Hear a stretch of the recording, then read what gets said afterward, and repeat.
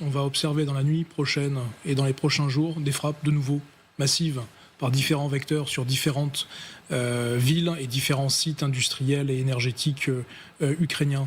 C'est-à-dire qu'on est côté russe, bien évidemment, dans une poursuite, non pas d'une fuite en avant, mais de quelque chose qui est mesuré dans la violence, dans un dosage qui est, comment dirais-je, structurel, de cibler Odessa, de cibler Kiev, etc., etc., et notamment des infrastructures énergétiques, ou en tout cas qui conduisent à l'écosystème énergétique, et qui, d'un point de vue américain, sont bien évidemment connus, mais n'occasionne aucun changement de posture net et structurel de la part de l'administration Trump. Pourquoi ? Parce qu'on est, ce que j'évoquais précédemment sur le sujet de, et Vincent l'évoquait tout à l'heure en coulisses, on en parlait, de gagner du temps.